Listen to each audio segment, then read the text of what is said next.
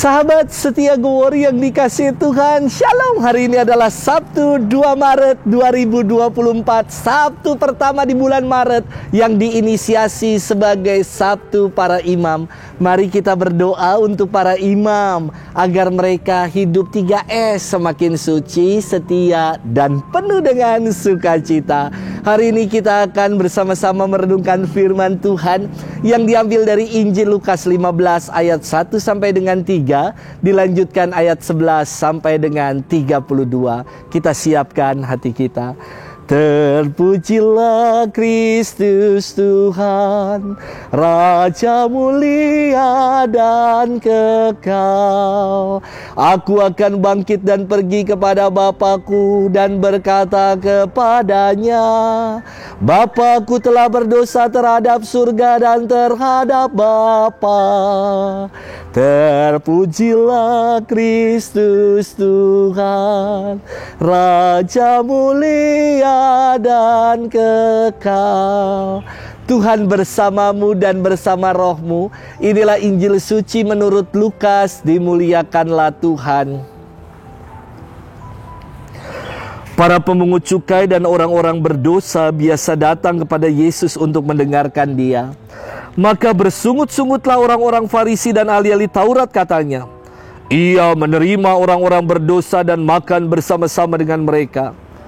Maka Yesus menyampaikan perumpamaan ini kepada mereka. Ada seorang mempunyai 2 anak laki-laki. Kata yang bungsu kepada ayahnya, Bapa, berikanlah kepadaku bagian harta milik kita yang menjadi hakku. Lalu ayahnya membagi-bagikan harta milik kekayaan itu untuk diantara mereka. Beberapa hari kemudian, anak bungsu itu menjual seluruh bagiannya itu lalu pergi ke negeri yang jauh. Di sana ia memboroskan harta miliknya itu dengan hidup berfoya-foya. Setelah dihabiskan harta miliknya, timbullah bencana kelaparan di negeri itu dan ia pun mulai melarat. Lalu ia pergi dan bekerja pada seorang majikan di negeri itu. Orang itu menyuruhnya ke ladang untuk menjaga babi. Lalu ia ingin mengisi perutnya dengan ampas yang menjadi makanan babi itu, tetapi tidak seorang pun yang memberikannya kepadanya. Lalu ia menyadari keadaannya, katanya, betapa banyak orang upahan Bapakku yang berlimpah-limpah makanannya, tetapi aku di sini mati kelaparan. Aku akan bangkit dan pergi kepada Bapakku dan berkata kepadanya, Bapa, aku telah berdosa terhadap surga dan terhadap Bapa. Aku tidak layak lagi disebut anak Bapa. Jadikanlah aku sebagai salah seorang upahan Bapa. Maka bangkitlah ia dan pergi kepada bapanya. Ketika ia masih jauh, ayahnya telah melihat dia, lalu tergeraklah hatinya oleh belas kasihan.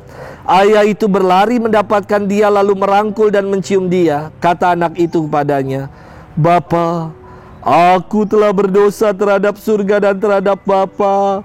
Aku tidak layak lagi disebut anak Bapa. Tetapi ayah itu berkata kepada hamba-hambanya, lekaslah bawa kemari jubah yang terbaik dan pakaikanlah kepadanya. Kenakanlah cincin pada jarinya dan sepatu pada kakinya. Dan ambillah anak lembu tambun itu, sembelilah dia, dan marilah kita makan sambil bersuka cita. Sebab anakku ini telah mati dan menjadi hidup kembali. Ia telah hilang dan didapat kembali. Maka mulailah mereka bersukaria. Tetapi anaknya yang sulung sedang berada di ladang. Ketika ia pulang dan dekat ke rumah, ia mendengar bunyi seruling dan nyanyian tari-tarian. Lalu ia memanggil salah seorang hamba dan bertanya kepadanya, apa arti semua itu? Jawab hamba itu, adikmu telah kembali dan ayahmu telah menyembeli anak lembu tambun karena ia mendapatkan kembali anak itu dengan selamat. Maka marahlah anak sulung itu dan ia tidak mau masuk. Lalu ayahnya keluar dan berbicara dengan dia. Tetapi ia menjawab ayahnya, katanya, telah bertahun-tahun aku melayani Bapa dan belum pernah aku melanggar perintah Bapa.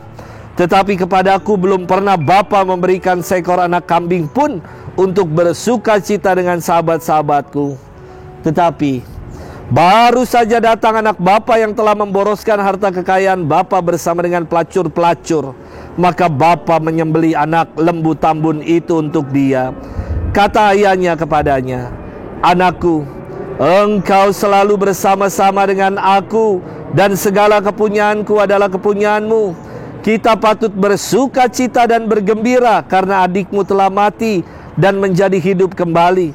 Ia telah hilang dan didapat kembali.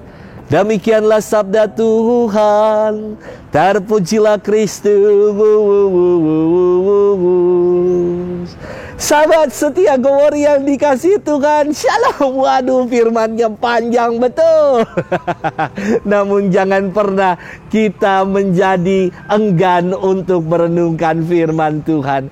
Suatu kali di tanah Papua, saya pernah mengisahkan kisah penciptaan manusia kepada anak-anak sekolah minggu. Mereka senang sekali. Saya kisahkan bahwa ketika Adam tertidur, diambillah tulang rusuknya dan Allah membungkusnya dengan daging, dan jadilah Hawa sebagai istri Adam.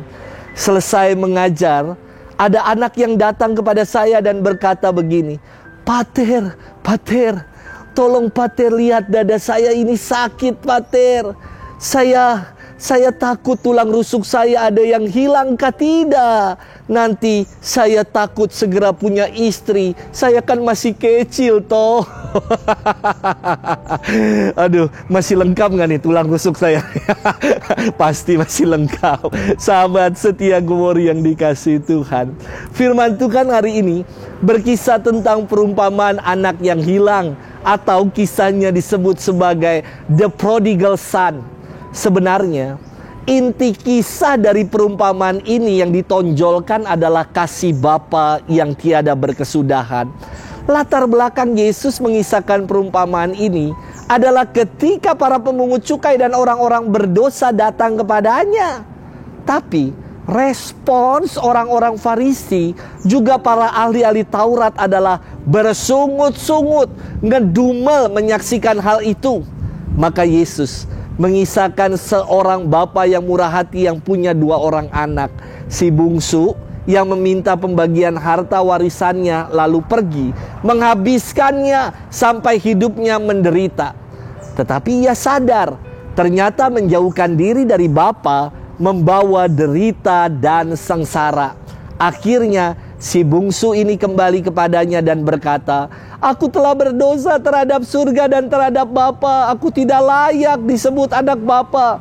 Bapaknya segera berlari, memeluk, mencium, dan merayakannya. Sementara yang kedua, si sulung yang selalu bersama dengan bapaknya, sikapnya malah marah dan iri melihat adiknya yang bertobat dan kembali pulang. Si sulung ini persis sekali seperti orang Farisi dan para ahli Taurat yang bersungut-sungut dan ngedumel menyaksikan orang berdosa yang mendengarkan Yesus. Sahabat setia Gowori yang dikasihi Tuhan, gambaran Bapa yang murah hati ingin mengungkapkan kasih Allah kepada kita, bahwa Allah senantiasa menanti kita untuk pulang, untuk kembali kepadanya. Masa Prapaskah ini kita diajak untuk menjadi pribadi yang mau bertobat, yang menyadari kesesatan kita seperti si bungsu yang akhirnya ia pulang kembali kepada bapaknya. Jangan jadi pribadi seperti sulung yang kalau saat ini kita berada bersama-sama dengan Bapa, yang saat ini kalau kita sedang melayani Tuhan, ada di dalam komunitas, ikut kegiatan menggereja, lantas kita menjadi pribadi yang seperti si sulung ini bersungut-sungut ketika melihat atau ketika ada orang yang mau datang dan kembali bertobat. Mari kita bertobat. Kita kembali ke haluan, ke jalan Tuhan, jalan yang benar yang akan menghantar kita pada keselamatan. Selamat bermenung dan Tuhan memberkati kita selalu. Dalam nama Bapa dan Putra dan Roh Kudus. Amin. Happy weekend.